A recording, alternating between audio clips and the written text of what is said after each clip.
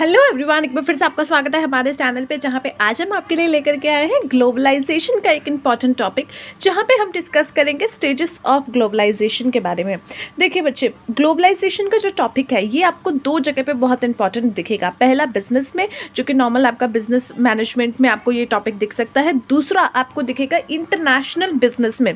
ठीक है, तो इंटरनेशनल बिजनेस जब हम पढ़ते हैं तो वहाँ पे ग्लोबलाइजेशन का एक बड़ा पार्ट इन्वॉल्व होता है। वहाँ पे ज़्यादा मार्क्स के क्वेश्चन आपके जो हैं ग्लोबलाइजेशन के ऊपर आ सकते हैं। अब ग्लोबलाइजेशन होता क्या है और इसके स्टेजेस क्या है, इसके बारे में आज इस वीडियो में पढ़ेंगे, जिसका एक टॉपिक 6 to 7 मार्क्स का क्वेश्चन आपको एग्जाम में दिख सकता है। सबसे पहले ग्लोबलाइजेशन क्या होता है, जहाँ पे आप क्या करते हो, आप पूरा का पूरा अपना जो बिजनेस है वो पूरी कंट्रीज में लेकर के काम करते हो, या कह दीजिए कि ग्लोबली जिसका एक्सपेंशन करते हो, तो आम भाषा में उसको ग्लोबलाइजेशन कहा जाता है।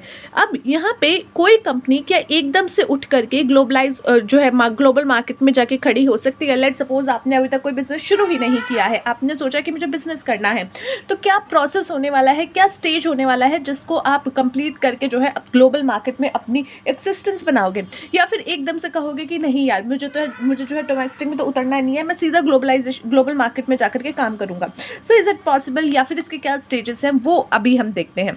तो पहले ग्लोबलाइजेशन क्या है, एक इवैल्यूएशनरी एंड ग्रेजुअल प्रोसेस है जो कि एक कंपनी पास करती है through different stages of development before it become a truly global corporation. यानी कि एक प्योर ग्लोबल कॉर्पोरेशन बनने से पहले जो एक प्रोसेस के थ्रू, डिफरेंट स्टेजेस के थ्रू एक कंपनी जाती है। ठीक है, next is your O. Whalers has identified 5 stages in the development of the firm into global corporation.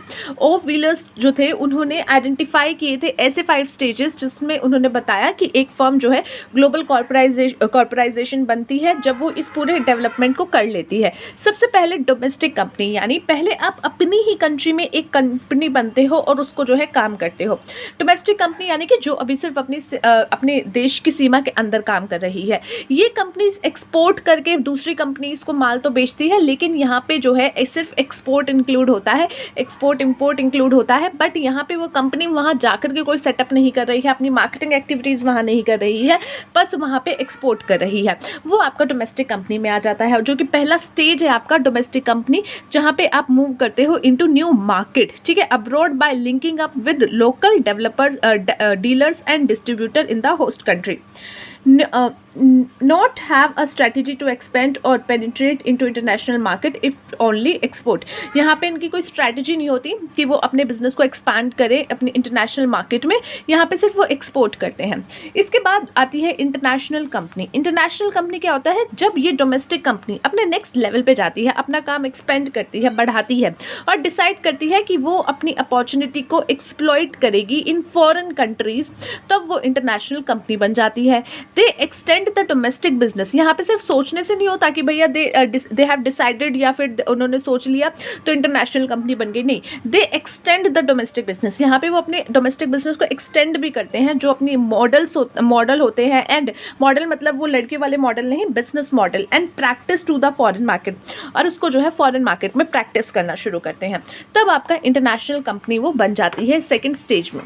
Third stage में आपका आ जाता है मल्टीनेशनल कंपनीज। इस स्टेज में जो इंटरनेशनल कंपनी है वो क्या करती है, वो सीखती है न्यू स्ट्रैटेजीज, जिससे वो extending the domestic market mix to foreign market will not work, therefore it begins to carry out its own manufacturing market and sales in the key foreign market. इस कंपनीज में इस company को समझ आ जाता है कि जो भी वो स्ट्रैटेजीज अपनी डोमेस्टिक कंपनी में काम कर रहे हैं वो फॉरेन मार्केट में या फिर कह लीजिए दूसरी मार्केट्स में इतने अच्छे से नहीं चलेगी, तो यहाँ पे वो न्यू मार्केटिंग स्ट्रैटेजीज डेवलप करते हैं, न्यू मैन्युफैक्चरिंग जो है यूनिट्स इस्टेब्लिश करते हैं फॉरेन मार्केट में।